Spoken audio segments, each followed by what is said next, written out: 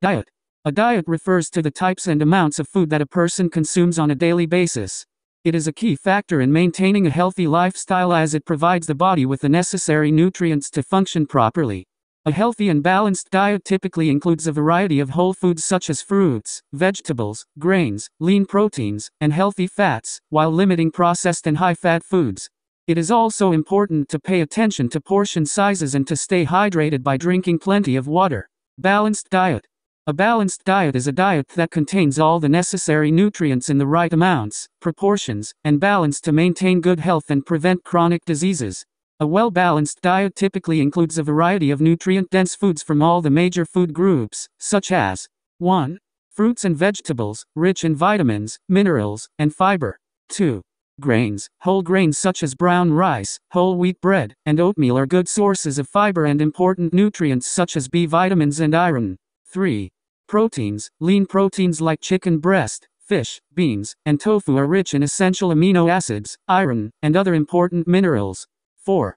Dairy products. Low-fat or fat-free dairy products such as milk, yogurt, and cheese are rich in calcium, vitamin D, and other important nutrients. 5. Healthy fats. Sources of healthy fats include nuts, seeds, avocados, fatty fish, and olive oil. A balanced diet also limits the consumption of processed and high-fat foods, added sugars, and sodium. A registered dietitian can help you develop a personalized balanced diet plan. Nutritional requirements for different groups of people. Expectant and lactating mothers. Expectant and lactating mothers have increased nutritional requirements to support the growth and development of the fetus or infant. Here are some important nutrients that they need to consume in adequate amounts. 1. Protein. Pregnant and lactating mothers need more protein to support fetal growth and milk production, respectively. Good sources of protein include lean meats, fish, eggs, beans, and dairy products. 2.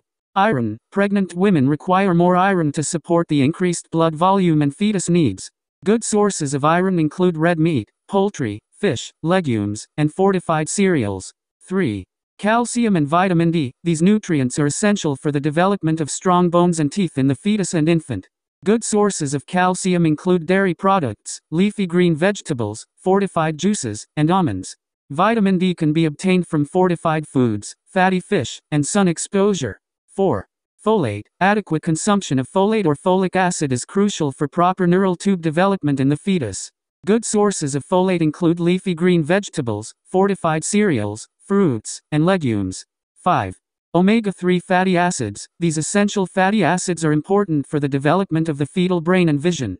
Good sources include fatty fish, nuts, seeds, and fortified foods. It is important for expectant and lactating mothers to consult their healthcare provider or a registered dietitian to discuss individualized nutrient needs and dietary supplement recommendations. B. Young children. Young children have unique nutritional needs to support growth and development. Here are some critical nutrients that young children require. 1. Protein. Children require protein for growth and development. Good sources of protein include milk, yogurt, cheese, meat, fish, eggs, beans, and nut butters. 2. Iron. Iron is essential for proper cognitive development and immune function. Good sources of iron include meat, poultry, fish, beans, tofu, dried fruits, and fortified cereals. 3. Calcium and vitamin D. Both calcium and vitamin D are necessary for building and maintaining strong bones and teeth. Good sources of calcium include milk, yogurt, cheese, dark leafy greens, and fortified juice. Vitamin D can be obtained from milk, fortified cereals, fatty fish, and sun exposure. 4. Fiber. Adequate fiber intake is important for regulating bowel movements and preventing constipation. Good sources of fiber include fruits, vegetables, whole grains, beans, and nuts. 5. Fruits and vegetables. Eating a variety of fruits and vegetables provides children with essential vitamins, minerals, fiber, and antioxidants that support overall health and development. It is important for parents and caregivers to provide a variety of healthy foods and model healthy eating habits to promote a healthy lifestyle for young children. Consult with a pediatrician or a registered dietitian to ensure that young children are meeting their individualized nutrient needs. C. Elderly. Nutritional needs of the elderly may differ depending on their overall health status, medications, and physical activity level. Here are some critical nutrients that the elderly may require. 1. Protein. Protein requirements increase with age to support maintenance of muscle mass and strength. Good sources of protein include lean meat, fish, poultry, beans, lentils, tofu, and low-fat dairy products. 2. Calcium and vitamin D. Adequate intake of calcium and vitamin D is essential to reduce the risk of bone loss and fractures. Good sources of calcium include milk, yogurt, cheese, dark leafy greens, and fortified juice. Vitamin D can be obtained from fortified foods or supplements, fatty fish, and sun exposure. 3. Fiber. Adequate fiber intake is important for normal bowel function and can help reduce the risk of constipation, diverticulosis, and heart disease. Foods high in fiber include whole grains, fruits, vegetables, nuts, and beans. 4. Vitamin B12. Many elderly adults have difficulty absorbing enough vitamin B12 from food, which can lead to anemia, fatigue, and nerve damage. Good dietary sources of vitamin B12 include meat, fish, poultry, dairy products, and fortified breakfast cereals. 5. Antioxidants. The elderly are more susceptible to oxidative damage, which can increase their risk for chronic diseases. Antioxidants such as vitamin C and E, and beta-carotene can help reduce this risk. Good sources of antioxidants include fruits, vegetables, nuts, and seeds. Consult with a healthcare professional or registered dietitian to help meet individualized nutrient needs of the elderly. D. Sick persons. Nutritional requirements for sick persons may vary depending on the type and severity of the illness. However, many illnesses do require specific nutritional considerations. Here are some important factors to consider. 1. Increased energy requirements. Many illnesses increase the body's energy requirements. To compensate, sick individuals may need foods that are high in calories and nutrients. Good sources include healthy fats, protein-rich foods, whole grains, nuts, and dried fruits. 2. Adequate hydration. Illnesses can cause dehydration, so it is essential for sick persons to drink plenty of fluids to stay hydrated. This can include water, broths, soups, and herbal teas. 3. Protein. Protein is essential for the body's immune system to function correctly, and it is needed for growth and repair of cells. Foods high in protein include lean meats, poultry, fish, eggs, beans, lentils, dairy products, and nuts. 4. Vitamins and minerals. Many illnesses, such as colds and flu, can be alleviated or prevented by sufficient intake of vitamins and minerals. Vitamin C is essential for the immune system, and it is found in citrus fruits, strawberries, broccoli, and peppers. Zinc has been shown to shorten the duration of a cold, and it is found in oysters, beef, beans, and nuts. 5. Avoidance of irritants. Certain illnesses, such as acid reflux disease, may require avoiding spicy foods, acidic foods, and caffeine. Diabetic individuals may need to avoid sugar intake while increasing complex carbohydrate intake. Talk to a healthcare professional or registered dietitian to find specific nutritional requirements for sickness on a case-by-case basis. D. Sick persons. Nutritional requirements for sick persons may vary depending on the type and severity of the illness. However, many illnesses do require specific nutritional considerations. Here are some important factors to consider. 1. Increased energy requirements. Many illnesses increase the body's energy requirements. To compensate, sick individuals may need foods that are high in calories and nutrients. Good sources include healthy fats, protein-rich foods, whole grains, nuts, and dried fruits. 2. Adequate hydration. Illnesses can cause dehydration, so it is essential for sick persons to drink plenty of fluids to stay hydrated. This can include water, broths, soups, and herbal teas. 3. Protein. Protein is essential for the body's immune system to function correctly, and it is needed for growth and repair of cells. Foods high in protein include lean meats, poultry, fish, eggs, beans, lentils, dairy products, and nuts. 4. Vitamins and minerals. Many illnesses, such as colds and flu, can be alleviated or prevented by sufficient intake of vitamins and minerals. Vitamin C is essential for the immune system, and it is found in citrus fruits, strawberries, broccoli, and peppers. Zinc has been shown to shorten the duration of a cold, and it is found in oysters, beef, beans, and nuts. 5. Avoidance of irritants. Certain illnesses, such as acid reflux disease, may require avoiding spicy foods, acidic foods, and caffeine. Diabetic individuals may need to avoid sugar intake while increasing complex carbohydrate intake. Talk to a healthcare professional or registered dietitian to find specific nutritional requirements for sickness on a case-by-case basis. E. Sedentary workers. Nutritional requirements for sedentary workers are similar to those of the general population but may require adjustments based on their level of physical activity. Here are some essential nutritional considerations for sedentary workers. 1. Adequate hydration. Many sedentary workers may forget to drink enough water, leading to dehydration. Drinking enough water, about 8-10 cups per day, is essential for maintaining health and optimal cognitive function. 2. Fiber and whole grains. Eating plenty of fiber-rich foods and whole grains can help reduce the risk of chronic diseases like heart disease, diabetes, and colon cancer. Good sources of fiber include fruits, vegetables, whole grains, nuts, and seeds. 3. Reduced calorie intake. Sedentary workers do not burn a lot of calories during the day, so they may need to reduce their calorie intake to maintain a healthy weight. Minimal calorie intake helps to avoid excess weight, which can lead to various health conditions like obesity, type 2 diabetes, and heart disease. 4.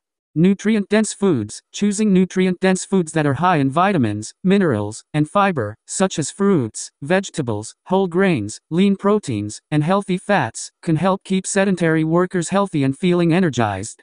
5. Limit added sugars and saturated fats. Sedentary workers may be more susceptible to metabolic syndrome, insulin resistance, and other health issues. Avoiding added sugars, saturated fats, and processed foods can help reduce the risk of these conditions. Consulting with a healthcare professional or registered dietitian to determine any specific nutritional requirements based on individual needs is recommended. F. Manual workers. Manual workers require a different set of nutritional requirements compared to sedentary workers. Here are some important considerations for manual workers. 1. Adequate carbohydrate intake. Manual workers engage in physically demanding tasks and need ample energy to fuel their bodies. Carbohydrates are the primary energy provider, and they should make up a significant portion of their diets to ensure sufficient energy. Whole grains, fruits, vegetables, and beans are good sources of carbohydrates. 2. Sufficient protein intake. Manual workers need protein to repair, maintain, and build muscle tissue. Protein is found in many animal-based sources such as meat, poultry, fish, and dairy products. Plant-based sources include beans, lentils, nuts, and soy products. 3. Proper hydration. Manual labor involves sweating, leading to dehydration. Manual workers must drink enough fluids to maintain proper hydration levels. 4. Sufficient vitamins and minerals intake. Manual workers need proper vitamin and mineral intake for cell repair, energy production, and strong bones. Calcium, iron, vitamin D, and vitamin B12 are crucial nutrients for manual workers, found in dairy products, leafy greens, whole grains, and lean meats. 5. Caloric surplus. Manual workers require more calories to meet their physical demands, but it is essential to consume healthy sources of calories. Healthy unsaturated fats, fiber, lean proteins, and nutrient-dense carbohydrates are recommended. Consulting a healthcare professional or registered dietitian can help manual workers to tailor their nutrition plan based on their specific occupational demands, individual needs, medical conditions, and physical fitness levels. Nutrition deficiencies and disorders in human beings. 1. Kwashiorkor. Kwashiorkor is a severe form of malnutrition resulting from insufficient protein intake. It is more common in developing countries and often affects young children. Symptoms include swelling in the limbs, face, or belly, severe weight loss, fatigue, and weakened immune function. Treatment involves a nutritionally balanced diet that includes adequate protein, calories, and essential nutrients, along with medical management of complications. 2. Marasmus. Marasmus is a severe form of malnutrition resulting from a deficiency of both protein and calories in the diet. It is common in developing countries and often affects young children. The condition can lead to severe muscle wasting, weight loss, weakened immune function, and stunted growth. Treatment involves a nutritionally balanced diet that includes adequate protein, calories, and essential nutrients, along with medical management of complications. 3. Obesity. Obesity is a condition characterized by excessive body fat, resulting from an imbalance between calorie intake and energy expenditure. It is a significant public health issue worldwide and is a risk factor for chronic diseases such as type 2 diabetes, heart disease, and some cancers.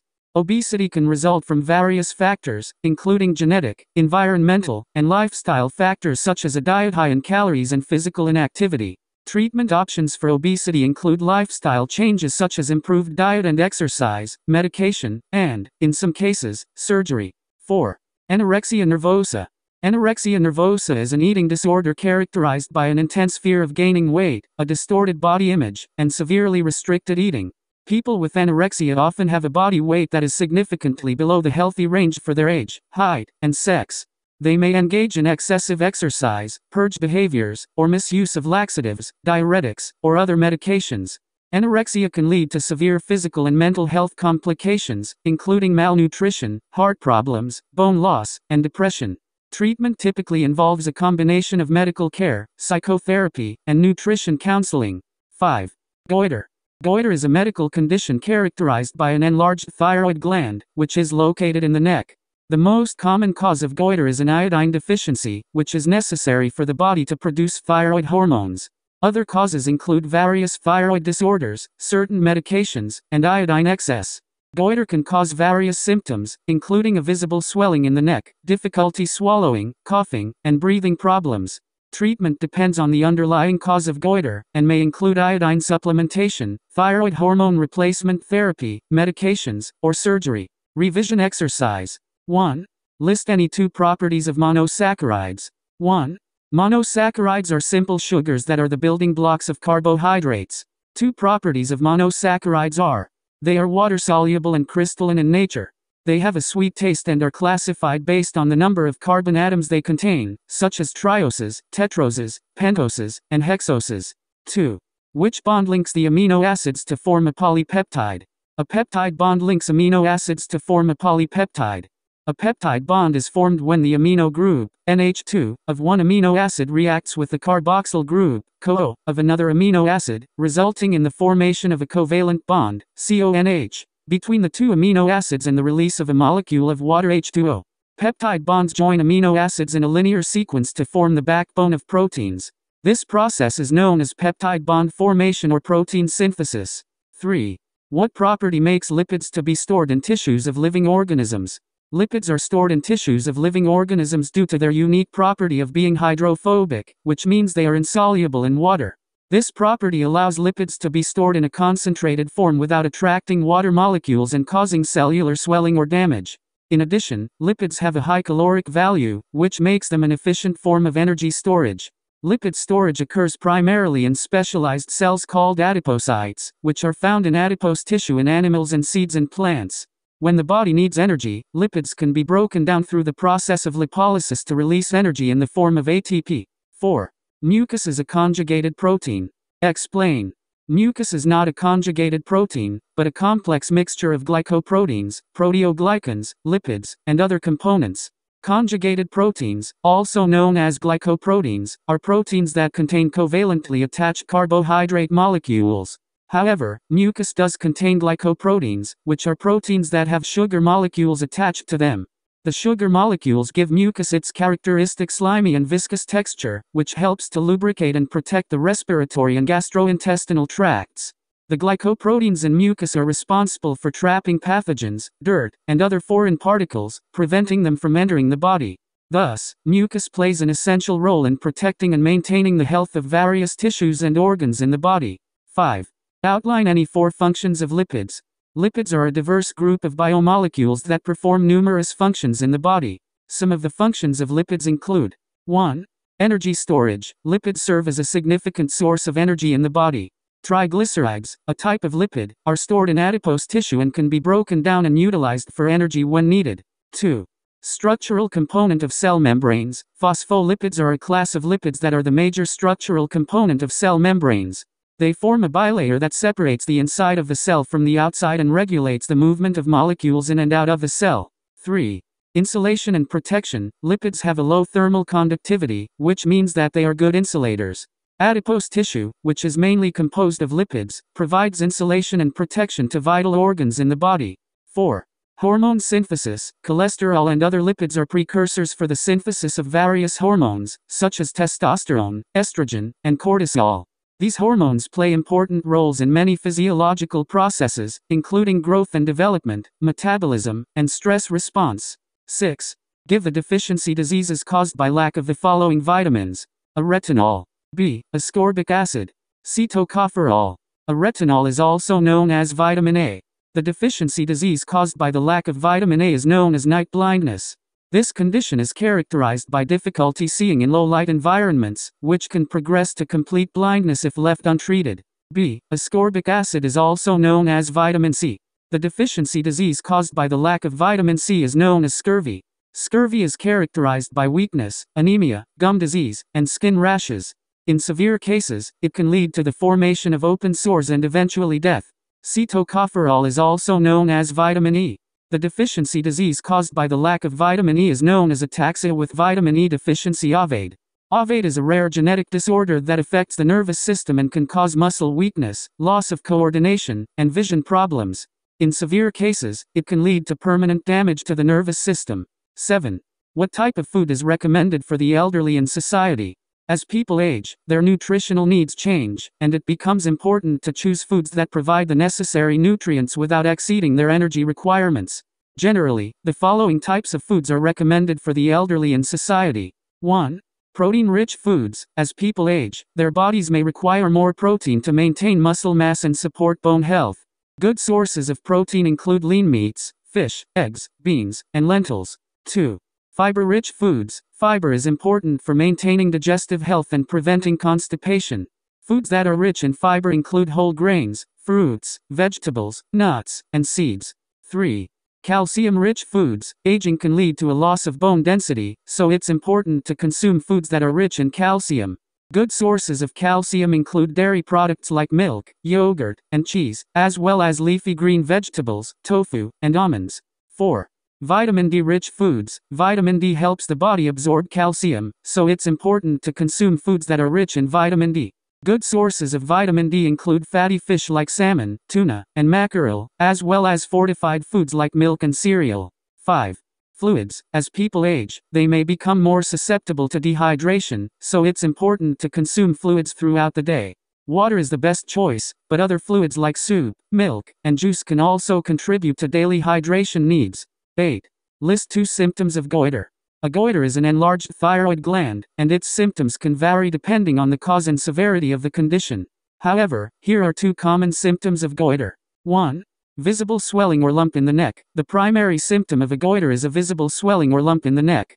This can be mild or severe, depending on the size of the gland. 2. Difficulty breathing or swallowing. In some cases, a goiter can grow large enough to compress the windpipe or the esophagus, leading to difficulty breathing or swallowing. This can cause shortness of breath, coughing, wheezing, and choking.